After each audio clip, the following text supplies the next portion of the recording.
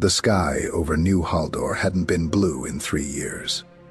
It was the color of rust now, streaked with the black smoke of 100 dead cities. Ethan Cross stood on the roof of what used to be a hospital, watching the horizon ripple with heat and motion.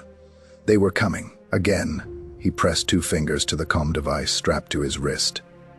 Dead, like everything else. No static, no voices, no command actual. This is Outpost 7. Do you copy?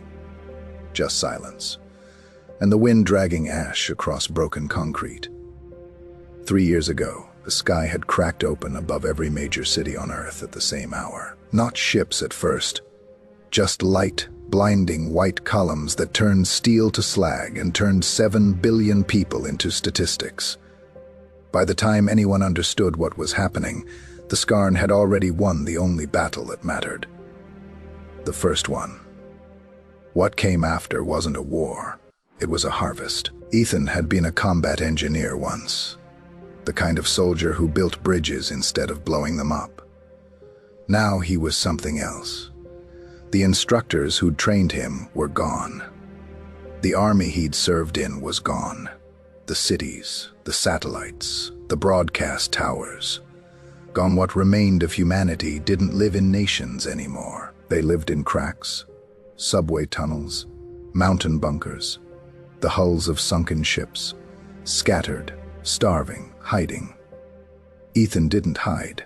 Not anymore. He'd buried that version of himself 2 winters ago, in the snow outside a place called Resolve Station, with 41 names carved into a slab of broken rebar. He was the only one left who remembered their faces. The drone above New Haldor caught his eye first. A Skarn scout, hovering low, scanning. Ethan ducked behind a shattered air vent and watched its red eye sweep the rubble below. It didn't find him. It never did. He'd learned their patterns the hard way, learned to read the language of their machines like a second alphabet. But scouts meant something was coming behind them. Always he climbed down through the gutted hospital, past wards stripped of medicine, past walls scrolled with messages from people who hadn't lived long enough to see if help arrived. In the basement, behind a fallen support beam, was his armory, not much by old world standards. A rifle salvaged from a National Guard depot. 3 working EMP charges, hand-built from scavenged drone parts.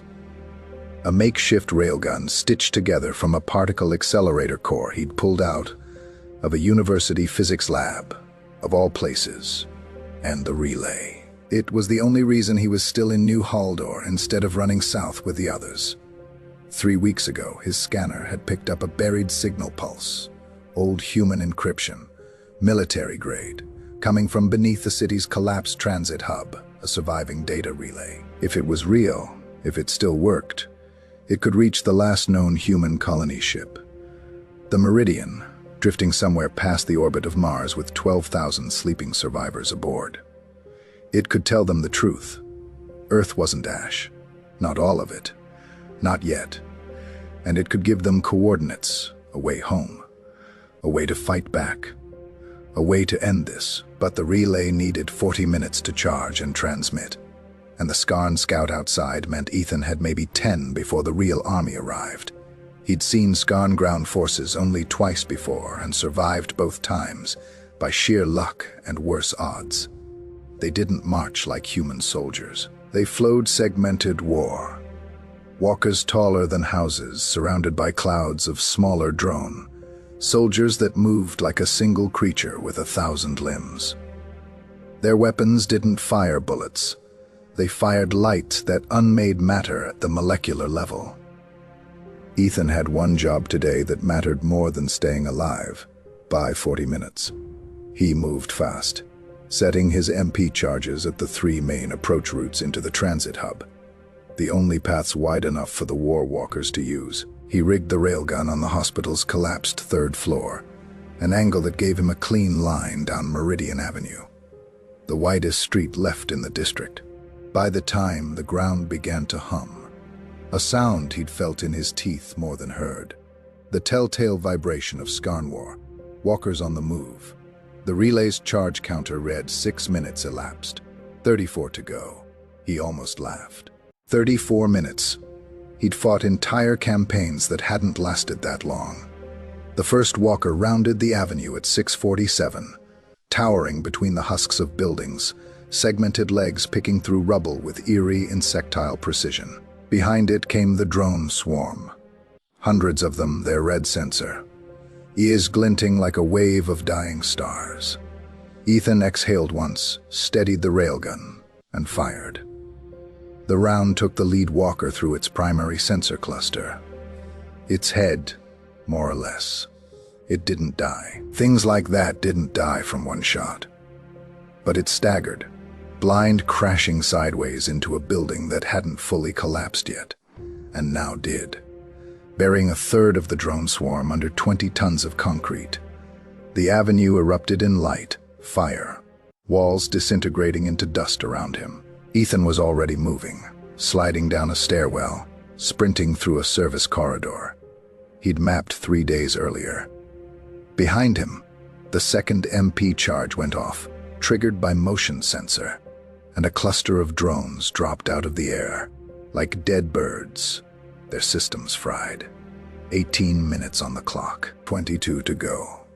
He came up through a manhole 2 blocks east, into what used to be a parking structure, and there they were. The second walker and the bulk of the surviving swarm, exactly where his map said the terrain would funnel them. He triggered the third EP charge. This one was bigger. He'd been saving it. The blast wave staggered the walker, fried half the swarm outright, and threw Ethan 20 feet into a concrete pillar hard enough to crack 2 ribs. He tasted blood, didn't have time to think about it, dragged himself upright with one hand pressed to his side. 26 minutes. 14 left. The last stretch was the part he hadn't planned for, because there was no plan that survived a damaged walker turning its remaining weapon systems directly toward the one human dumb enough to still be standing in its way.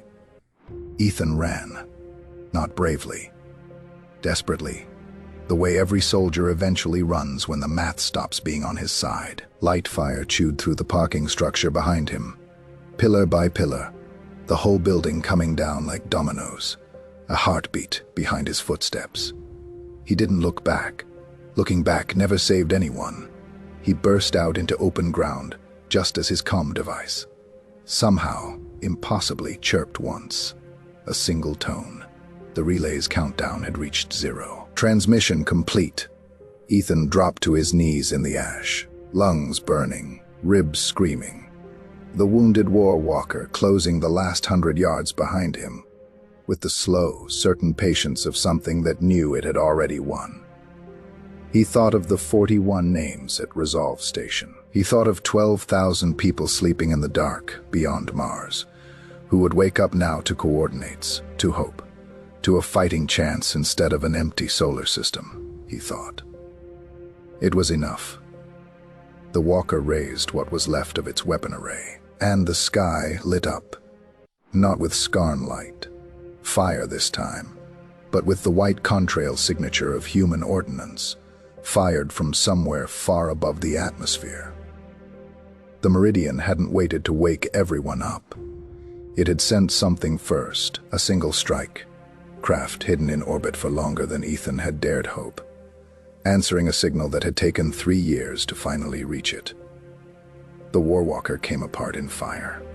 Ethan Cross didn't die that day, though for a long time afterward, nobody who found him buried in the ash of New Haldor, quite believed he'd live. He woke 4 days later in the medical bay of a ship he'd only ever seen as a story whispered between survivors.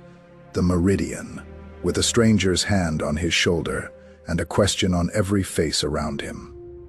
Are there others?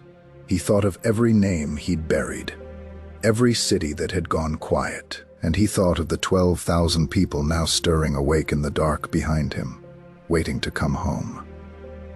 Yeah, he said. Voice cracked but steady. There are others. We just have to go find them. Outside the viewport, Earth hung small and rust, colored against the black, wounded, but not finished. Not while someone was still willing to stand and fight for it. The last human hadn't been the last after all. He'd just been the first one brave enough to prove the war wasn't over yet.